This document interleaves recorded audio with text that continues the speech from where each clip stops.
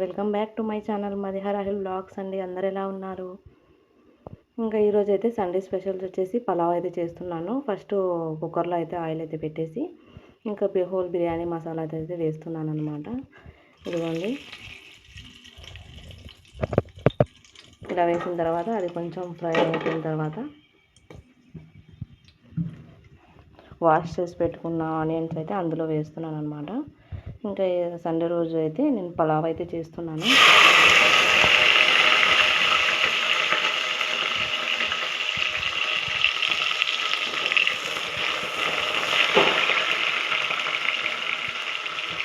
ఇదిగోండి, ఇంకా అందులో సరిపోయే నేనైతే ఆనియన్స్ అయితే వేసేసాను.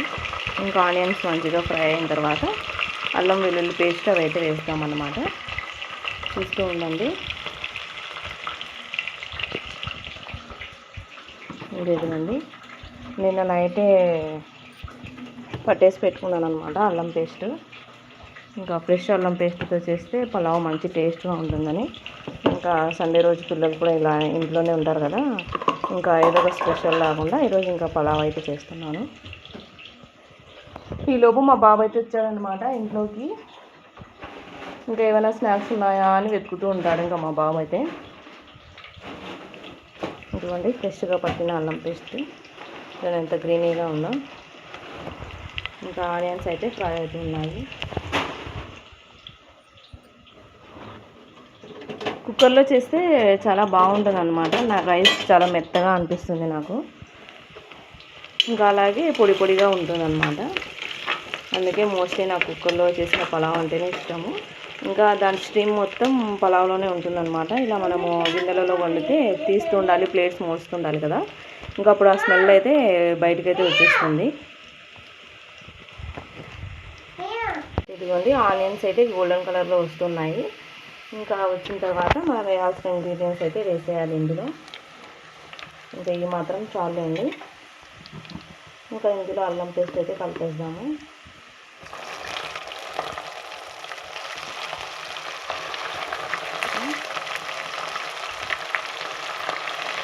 స్పూన్ అయితే వేసాము.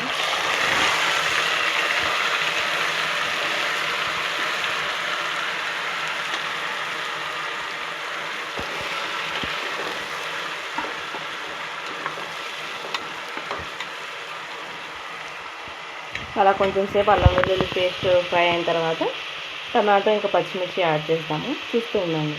అల్లం వెల్లుల్లి పేస్ట్ ఫ్రై అయిన తర్వాత టమాటోస్ ఇంకా పచ్చిమిర్చి వేస్తాము.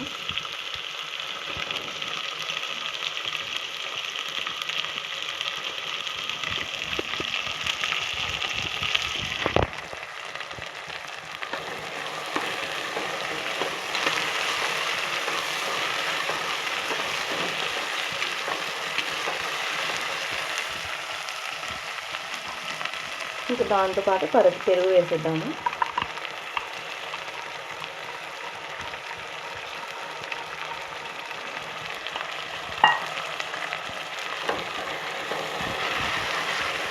వాటిని మంచిగా మిక్స్ చేసేద్దాం.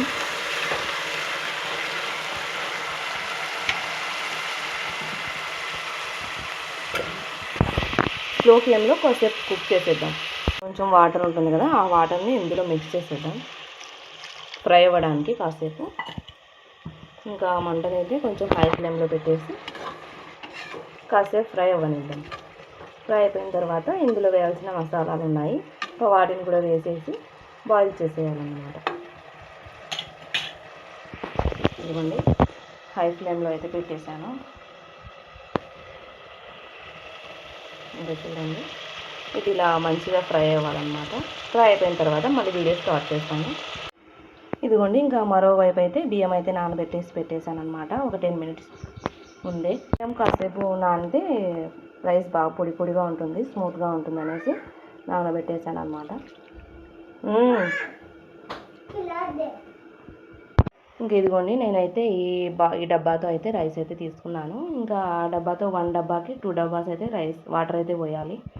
ఇంకా అందుకే జగ్గులో అయితే వాటర్ అయితే తీసుకొని పెట్టాను. ఇంకా ఇప్పుడు చూపిస్తాను చూడండి.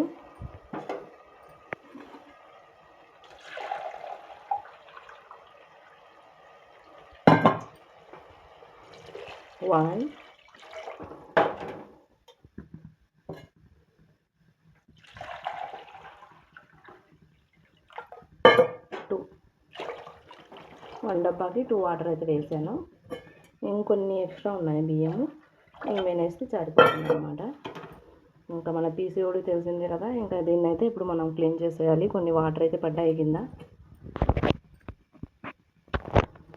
ఇదిగోండి. ఇంకా వాటర్ వేసిన తర్వాత ఇలా అయితే ఎసురు అయితే ఉంటుందన్నమాట. ఇంకా ఎసురులో మనము నిమ్మకాయ ఉంటే వేసుకోవచ్చు, లేకపోతే ఆప్షనల్ అనమాట.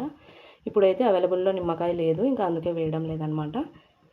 ఇంకా ఇది మరిగిన తర్వాత ఇందులో రైస్ అయితే యాడ్ చేద్దాము. అంతవరకు చూస్తూ ఉండండి. వచ్చేసి నిన్న మా పిల్లల కోసం అయితే మా హస్బెండ్ అయితే డిమార్ట్లో స్నాక్స్ అయితే కొన్ని తెచ్చారనమాట. ఇది ఎమ్మి స్ట్రాబెరీ అంట, బై 1 గెట్ 1 ఆఫర్లో ఉండే. ఇంకా పిల్లలు ఇద్దరు తింటారులని తీసుకొచ్చారనమాట. ఇది వేఫర్ అనమాట, బైట్స్లో క్రీమ్ ఉంటుంది. ఇంకా ఇదైతే తీసుకొచ్చారు. దీంతో పాటు కొన్ని స్నాక్స్ కూడా తీసుకొచ్చారు. ఇంకా ఆ స్నాక్స్ నిన్నే వాళ్ళు ఖతం చేసేసారనమాట. ఇంకా ఈరోజు సండే కాబట్టి ఇంట్లో ఉంటారు కదా, ఏదో ఒకటి స్నాక్స్ తింటాలి అన్నట్టుగా వాళ్ళ డాడీ అయితే తీసుకొచ్చారు. ఇలాంటివి ఎన్నో తీసుకొస్తుంటారు, కానీ వాళ్ళు సగం తినేసి సగం పారేస్తుంటారు అనమాట. మీ పిల్లలు కూడా ఇలాగే చేస్తారా? ఓకే అండి, ఒకవైపు పలావ్ అయితే అవుతుంది, చూపిస్తాను చూడండి. ఇదిగోండి, ప్లేట్ అయితే మూసేసాను అనమాట, ఎందుకంటే ఆ తొందరగా పొంగు వస్తుంది అనమాట, అందుకోసమే. ఇదిగోండి, ఎసురు అయితే వస్తుంది. ఇదిగోండి చూడండి ఫ్రెండ్స్, పొంగు ఎలా వస్తుందో. ఇంకా రైస్ అయితే ఇందులో యాడ్ చేసే టైం అయితే వచ్చేసింది. ఇంకా ఇందులో అయితే రైస్ అయితే యాడ్ చేద్దాము. ఇంకా ఇందులో ఉన్న ఎక్స్ట్రా వాటర్ని అయితే ముందు వంపేద్దాము. ఇంకా వంపేసిన తర్వాత రైస్ని అయితే యాడ్ చేద్దాం ఇందులో.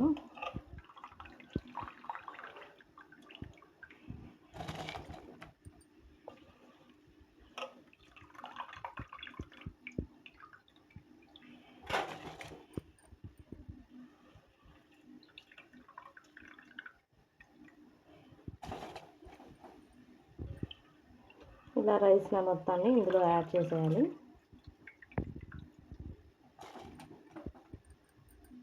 మొత్తాన్ని అయితే వేసేసాను. ఇంకా ఫైనల్లీ కొత్తిమీర వేసేసి కుక్కర్ మూతనైతే పెట్టేస్తాము.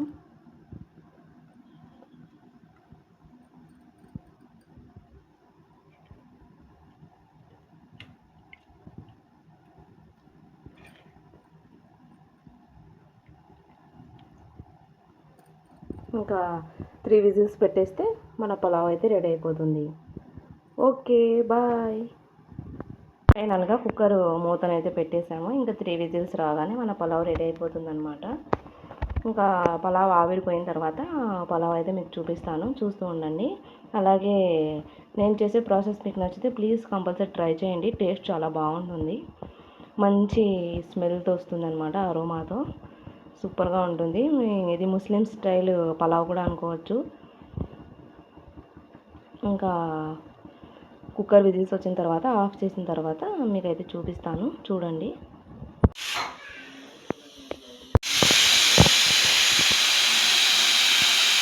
త్రీ విజిల్స్ రాగానే స్టవ్ అయితే ఆఫ్ చేసేసాను. ఇదిగోండి, ఇంకా ఆవిరి మొత్తం అయిపోయిన తర్వాత కుక్కర్ మూత అయితే తీస్తాను, చూడండి. తీసిన తర్వాత వీడియో అయితే మళ్ళీ స్టార్ట్ చేస్తాను.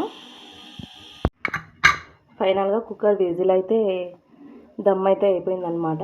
ఇంకా కుక్కర్ మూత తీస్తాను, చూడండి. ఇంకా ఇదిగోండి, వేడి వేడిగా పలావ్ అయితే రెడీ అయిపోయింది. చూడండి ఎంత బాగా అనిపిస్తుందో.